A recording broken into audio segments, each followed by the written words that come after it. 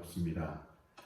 아, 지난주에는 저희가 그 예후가 바알의 남은 아들들 70명을 다 자기 손으로 죽인 것이 아니라 이제 죽게 만든 그 얘기를 살펴보았습니다.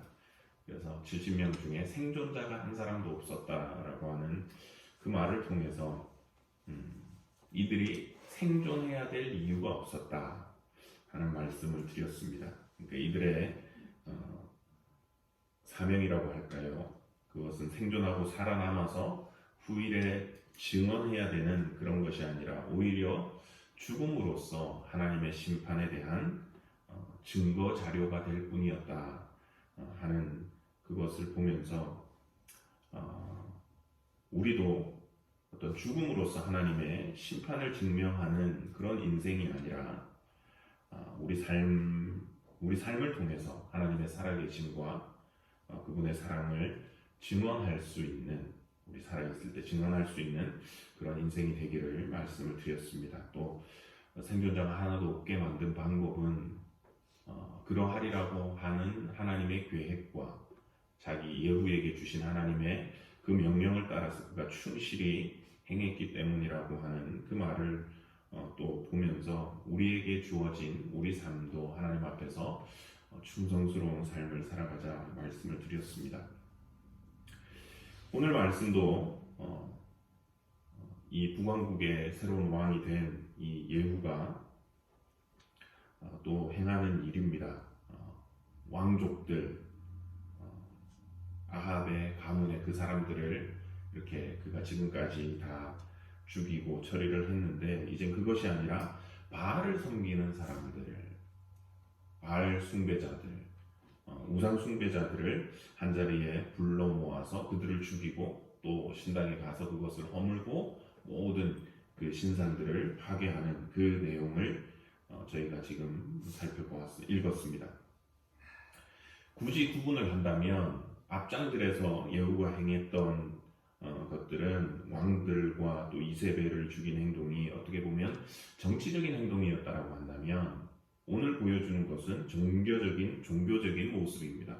그래서 바알을 섬기는 자들, 이들을 처리하는 이 모습을 통해서 한번 교훈을 생각해 보려고 하는데, 오늘 주제는 옷입니다. 옷을 잘 입어야 되겠다 하는 그런 교훈을 생각해 보았습니다. 예후가 이제 아합의 아들들, 사마리아에 남아있는 70명의 이 아합의 아들들을 죽이도록 귀족들에게 시키고, 그리고 자기도 다시 사마리아로 들어와서는 아합에게 속했던 또 다른 사람들을 다 정리를 합니다. 죽입니다. 그리고 이렇게 아합의 가족들, 그 가문들, 그 혈통들을 다 죽임으로써 이제 정치적인 관점에서 본다면 더 이상 나중에 후일에 그 왕위는 내 것이요 이렇게 이제 주장할 수 있는 사람들을 이제 다 없애버린 거죠. 왕위 계승자가 이제 나오지 못하도록 다 만들어 버리고, 그리고 나서 이제 종교적인 행동을 또 합니다. 아합이 후원해서 이스라엘 땅을 영적으로 더럽혔던 이 우상 숭배자들, 바알을 섬기는 사람들을 이제 다 처리를 하려고 합니다. 근데 이제 이 사람들을 다 죽이고 싶은데, 그 하나님의 열심으로 다 죽이고 싶은데 문제가 있습니다. 뭐냐면 이 바알을 섬기는 사람들을 한 사람씩 찾아가서 이렇게 죽이면 이게 소문이 빨리 퍼지잖아요. 발 없는 말이 천리를 한다고 수군수군해서. 그래서 여기 좀 처리하고 있으면 저쪽에 이제 다 도망가고 나머지 사람들이 숨을 수 있으니까 꾀를 냅니다. 그게 뭐냐면 왕의 이름으로 어떤 이제 공포를 하고 자기가 이제 바알 숭배자들을 다 불러내서 한 자리에 모이도록 하는 것이었습니다. 그것이 이제 저희가 읽은 그 초반 본문인데요. 19절 20절입니다. 예후가 백성을 모으고 그들에게 이르되 아합은 바알을 조금 섬겼으나 예후는 많이 섬기리라. 그러므로 내가 이제 큰 제사를 바알에게 드리고자 하노니 바알의 모든 선지자와 모든 섬기는 자와 모든 제사장들을 한 사람도 빠뜨리지 말고 불러 내게로 나오게 하라. 모든 오지 아니하는 자는 살려두지 아니하리라 하니 이는 예후가 바알 섬기는 자를 멸하려 하여 계책을 씀이라.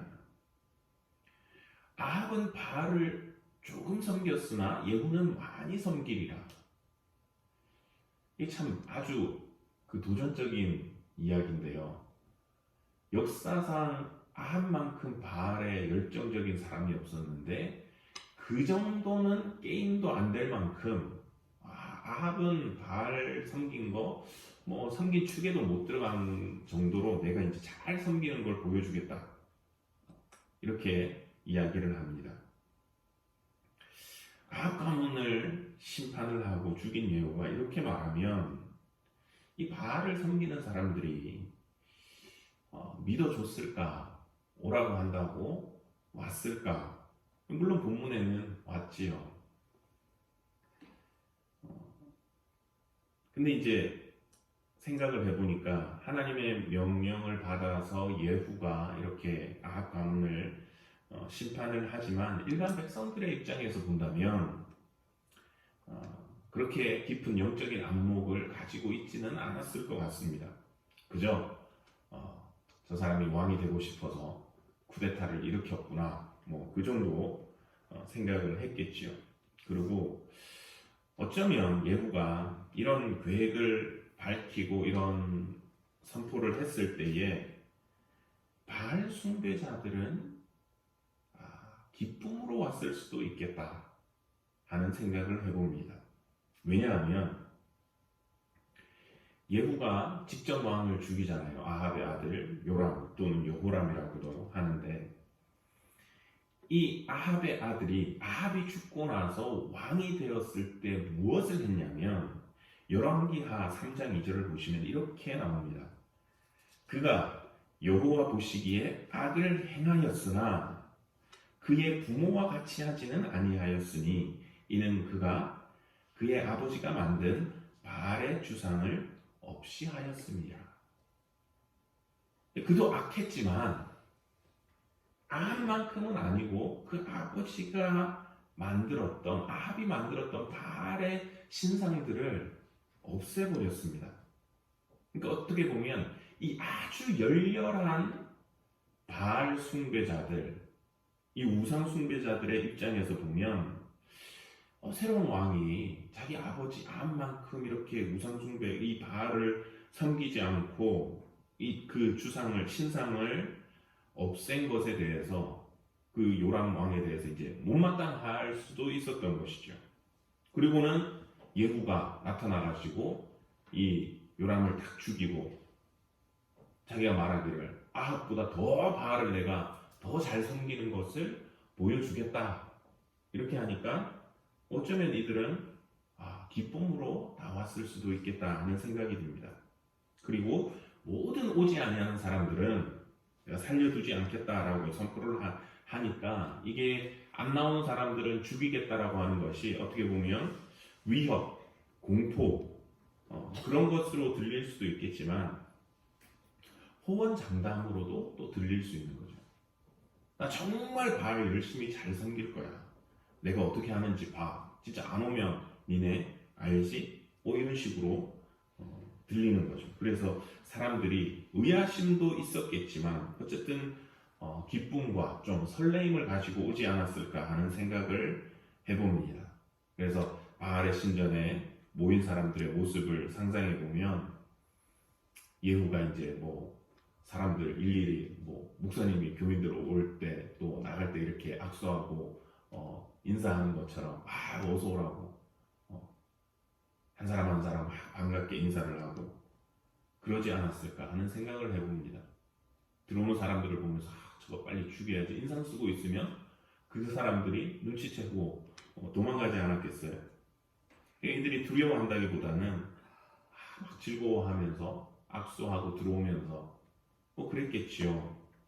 야, 지난번 왕은 아들인데도 별로 잘 못했는데 당신은 그렇지. 잘 섬기라고 복 받을 거라고 바알이 복 줄 거라고 어떻게 보면 자기네들끼리의 그런 덕담도 주고받으면서 모이고 그리고 제사를 지내려고 준비를 하지 않았을까 싶습니다. 그리고 나서 예후가 어떻게 하냐면 이렇게 불러 모은 이 바알 숭배자들을 한 사람도 놓치지 않기 위해서 하나님의 심판을 행하기 위해서 또 다른 수를 내었는데 그게 무엇이었느냐? 바로 이 사람들을 구별하기 위해서 이들만을 위해서 예복을 입히는 것이었습니다. 22절 23절입니다. 예후가 예복 맡은 자에게 이르되 예복을 내다가 바알을 섬기는 모든 자에게 주라 하매 그들에게로 예복을 가져온지라. 예후가 레갑의 아들 여호나답과 더불어 바알의 신당에 들어가서 바알을 섬기는 자들에게 이르되 너희는 살펴보아 바알을 섬기는 자들만 여기 있게 하고 여호와의 종은 하나도 너희 중에 있지 못하게 하라 하고. 자, 이제 예후가 명령을 해서 바알을 숭배하는 사람들에게 좋은 예복을 내오라고 해서 그들에게 입히라고 합니다. 이제 이 예복을 입혀 놓으니까 누가 누군지 구분이 갑니다. 마치 우리가 스포츠 경기를 할 때 우리 편, 남의 편 이렇게 유니폼을 보고 구별을 하는 것처럼 그 옷을 입은 사람들은 바알을 섬기는 사람들이고 안 입은 사람들은 관계가 없는 사람들입니다. 특별히 이제 하나님을 섬기는 사람들도 그 안에 있었는데 그 사람들은 그 자리에 있지 못하게 내보냈습니다. 그리고 제사를 다 마친 후에 이제 바알의 신전에 유인해서 들어와 있던 그 바알 숭배자들을 다 죽이게 됐습니다. 예후가 이 바알을 섬기는 사람들을 죽이는 이 사건을 통해서 우리가 생각해보는 영적인 교훈은 구별됨입니다. 우리가 어떤 모습으로 구별되어져야 되는가 하는 그 도전을 생각해 봅니다. 그리고 오늘 이 본문의 사건을 통해서 그 구별됨은 옷이라고 하는 비유를 통해서 드러납니다. 어떤 옷을 입고 있을 것이냐, 바알을 섬기는 자의 옷을 입을 것이냐, 아니면 어떤 옷을 입을 것이냐. 저는 옷을 그렇게 잘 입는 사람이 아닙니다. 그리고 이제 또 고집은 있어가지고 제가 좋아하는 스타일은 또 있어가지고 저게 괜찮다 이러면 그냥 그것만 삽니다. 바지, 셔츠, 저거 괜찮네? 그러면 계속 그래서 이제 어떤 분들이 보실 때는 목사님 왜 맨날 똑같은 옷이냐.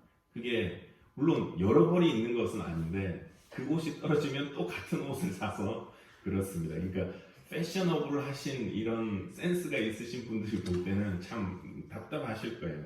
저도 보면 계절에 따라서 이렇게 저렇게 막 색깔도 바꾸시고 옷도 막 이렇게 바꾸시는 거 보면 참 멋이 있으십니다. 근데 저는 이제 좀 그렇지를 못하는데 성경에서 옷이라고 하는 이미지가 이렇게 단순한 어떤 패션 또 유행 그런 옷이 아니라 영적인 구별됨의 의미에서 사용이 될 때가 있습니다. 오늘 본문이 그 중에 하나입니다. 옷 하나 잘못 넙죽 받아 입었다가 망하게 되는, 망하는 게 아니라 죽게 되는 그런 것입니다. 이들이 바알 신전에 올라가 가지고는 제사를 드리려고 할 때 궁중에서 왕이 친히 예복까지 준비해서 내어주니까 아마 기분이 아주 좋았을 수도 있을 것 같습니다. 예후가 새로운 왕이 되더니 아합 때처럼 우리를 대접해 주는구나. 그 아들 요람은 신상도 없애고 막 그러더니 예후 새로운 왕 되니까 옛날처럼 우리 또 그렇게 되는 거 아닌가? 새로운 세상이 열리나 보다. 웃고 즐기면서 그 옷을 받아서 얼른 입었겠지요. 그런데 그 옷을 입고 나서 어떻게 되었느냐? 25절입니다. 번제 드리기를 다하매 예후가 호위병과 지휘관들에게 이르되 들어가서 한 사람도 나가지 못하게 하고 죽이라 하매 고위병과 지휘관들이 칼로 그들을 죽여 밖에 던지고, 이들이 지금 받아 입었던 옷은 다름 아닌 우상 숭배자라고 하는 낙인이었고 죄로 인해서 죽을 수밖에 없는 표시였던 것입니다. 예후가 준 옷, 우리가 어떻게 다르게 표현한다면 사형수의 수위였던 거죠. 이 사람은 죽어야 되는 사형수다.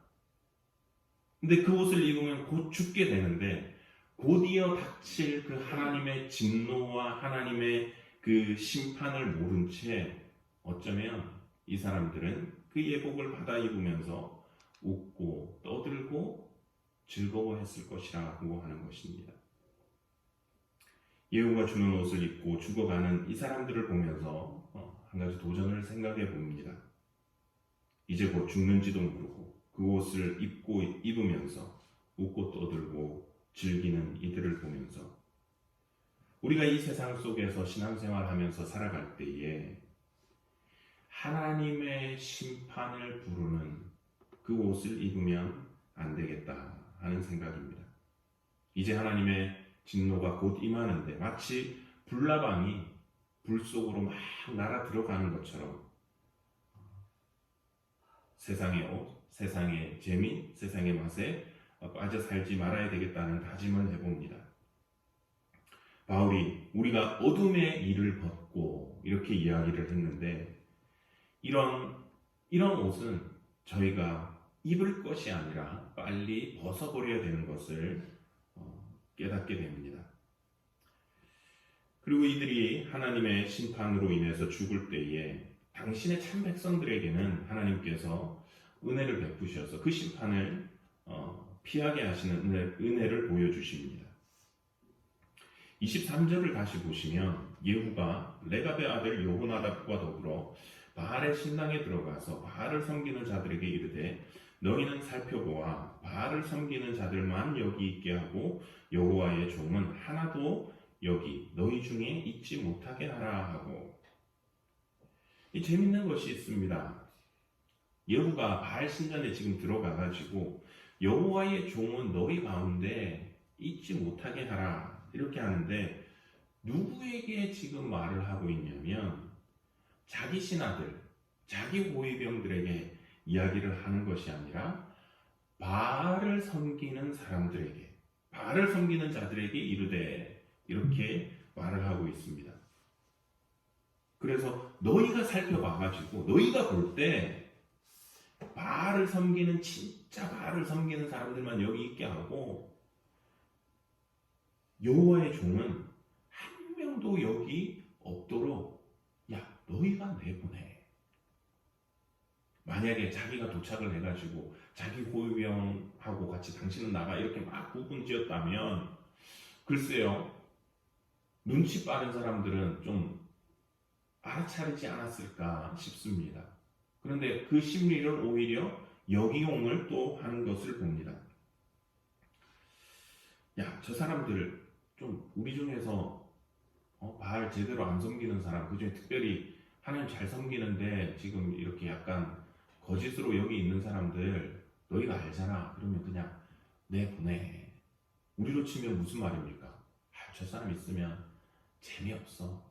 맨날 종교적인 얘기만 하고 하나님 말씀 어떻다고 이러고 내보내. 심지어는 부정타. 내보내라. 내가 말하기 그러니까 니네가 말해서 다 내보내라. 그러니까 어떻게 보면 이 사람들이 신이 나가지고 자기들끼리만 정말 어떻게 보면 골수 분자들만 모아놓고서는 다 내보내는 겁니다.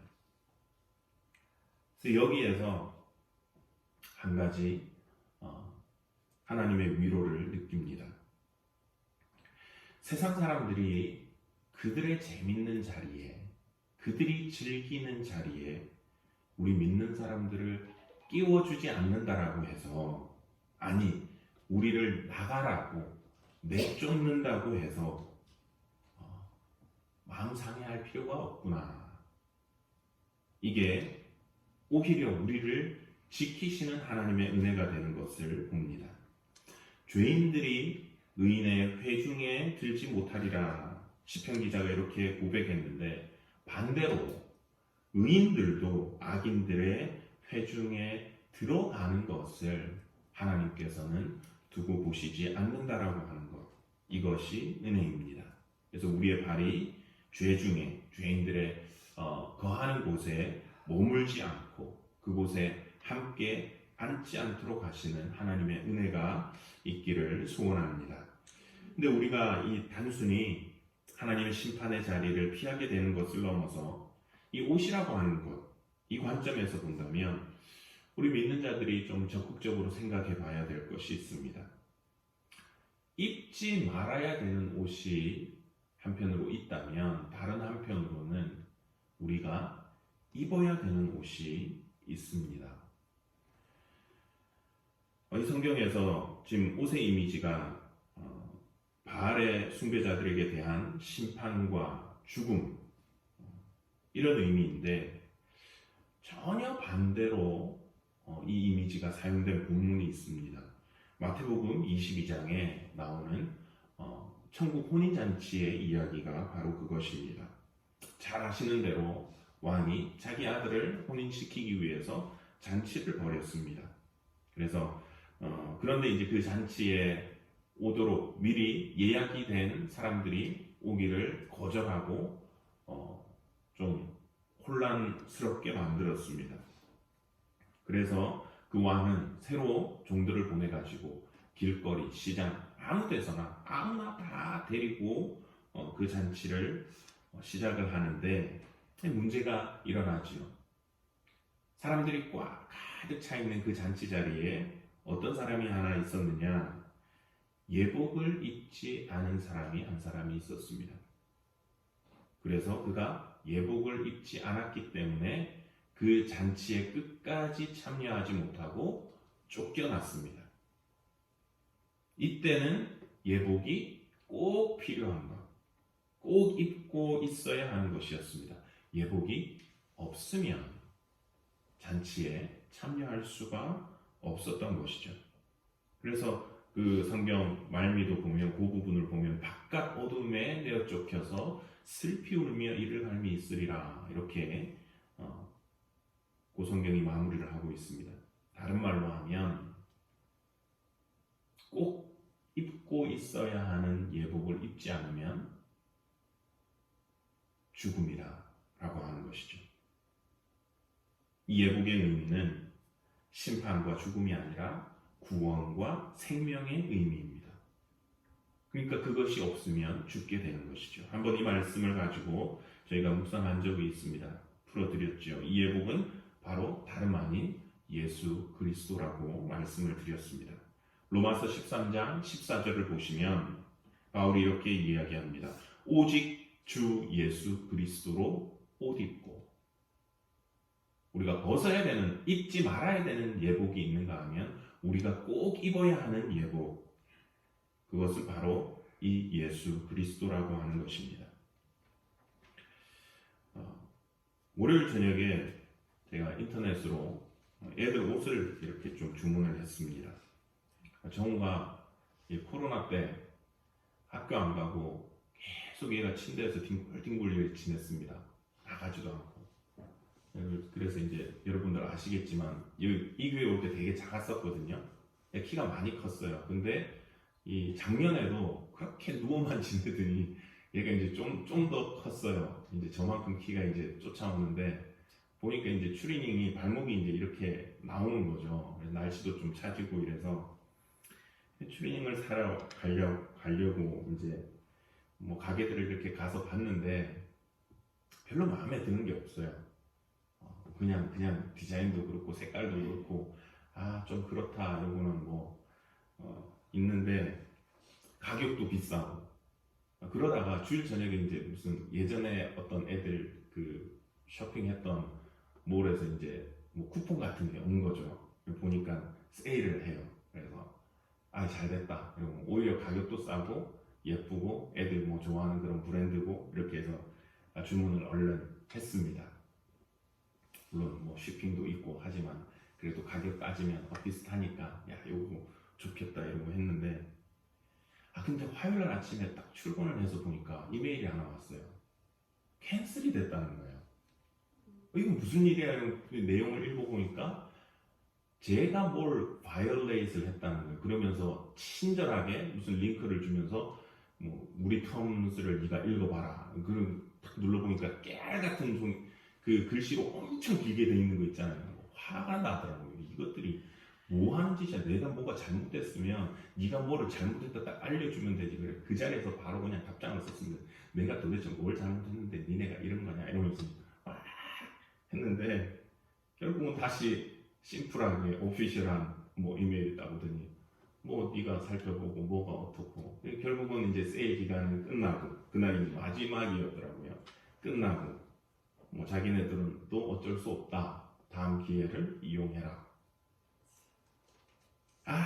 속이 상했습니다. 지금 이 옷을 사야 되는데 가격 괜찮은데 뭐 이렇게 하고 있는데 그런데 설교를 준비하는데 이 본문입니다. 말씀이 이렇게 다가옵니다. 하나님 그러시는 것 같아요. 에이구 이놈아, 그게 그렇게 중요하냐? 그게 그렇게 속상할 일이냐? 하시는 것 같아요. 이 해프닝을 통해서 하나님께서 말씀의 교훈을 저에게 주시는 것 같습니다. 세상에서 예쁜 거, 좋은 거 애들한테 입히면 예쁘고 좋지. 브랜드 있는 거. 근데 그거 못 입으면 어떻고 세일하는 거 못 사면 어떠냐 이러시는 것 같아요. 세상에서 아무리 좋은 옷 그런 거 입어도 영적으로 죽음의 낙인이 찍힌 옷을 입으면 정말 큰일 나는 겁니다. 반대로 반대가 돼야죠. 세상에서 어떻게 보면 알아주지 않는 옷을 입었다 할지라도 영적으로는 내가 살 수 있는 옷, 생명을 가져오는 옷, 반드시 입어야 되는 옷, 그것을 입고 있어야 되는 것을 생각해 봅니다. 그래서 우리의 자녀들이, 우리 성도님들이 이 예수 그리스도라고 하는 이 옷을 저희가 입고 하나님 앞에 서는 그날까지 살아갈 수 있기를 소원합니다. 시편 132편 보시면 이 이미지가, 옷의 이미지가 또 나오는데 이렇게 얘기를 합니다. 18절입니다. 내가 그의 원수에게는 수치의 옷을 입히고, 또 16절은 내가 그 제사장들에게 구원의 옷을 입히리니 그 성도들은 즐거이 외치리로다. 원하기는 저희가 죽음의 옷을 입고 잠시 후 닥칠 하나님의 진노와 멸망도 모른 채 웃고 떠들고 즐기는 인생이 되지 않기를 바랍니다. 우리가 입어야 되는 옷은 수치와 심판과 멸망, 죽음의 옷이 아니라 예수 그리스도라고 하는 것. 그래서 예수 그리스도로 말미암는 의와 생명과 그 구원의 옷을 입을 수 있기를 원합니다. 이 옷을 벗지 않을 수 있기를 소원합니다. 그래서 우리가 나중에 하나님 앞에서 다시 만날 때에 우리 맨하탄 교회 성도님들은 엉뚱한 옷 입고 있어서 다른 곳으로 가는 것이 아니라 우리 다 같이 모여가지고 맨하탄 교회 모여라, 박 목사님이 피켓 이렇게 딱 들면 다 그 자리에 이렇게 모여서 또 저희가 기뻐할 수 있으면 좋겠습니다. 그리고 더 나아가서 이 옷이 필요한 자들에게는 저희 삶을 통해서 또 목장 사역을 통해서 이 옷을 나눠주고 증거하고 예수 그리스도를 전할 수 있는 저희들의 삶이 되기를 소원합니다. 기도하시겠습니다. 하나님 아버지, 오늘도 저희들을 이 자리로 나오게 하시고 또 말씀 들려주심을 감사합니다. 바알 숭배자들의 죽음을 통해서 또 교훈을 생각해 봅니다. 다가오는 하나님의 심판을 깨닫지 못하고 웃고 떠들며 죽음의 옷을 입고 살아가는 인생 되지 않게 하여 주시고 우리를 구해 주시는 하나님의 은혜를 누리되 우리가 반드시 입어야 되는 옷, 구원과 생명이 되시는 예수 그리스도로 옷 입고 우리가 하나님 앞에 나중에 설 때까지 그 옷을 벗지 않고 살아가는 우리들의 삶이 될 수 있도록 은혜 내려 주시옵고, 또 아버지 하나님, 믿지 아니하는 사람들에게, 죽어가는 그들에게 이 예수 그리스도 생명의 옷을 나눠줄 수 있는 우리의 삶과 또 사역과 우리 목장들 되도록 하나님 은혜 내려 주시옵소서. 남은 한 주간의 삶도 주의 은혜 가운데 저희들을 우리 한 사람 한 사람 붙잡아 주시옵기를 원하옵고, 이 모든 말씀 살아계시는 우리 구주 예수 그리스도의 이름으로 기도드리옵나이다. 아멘.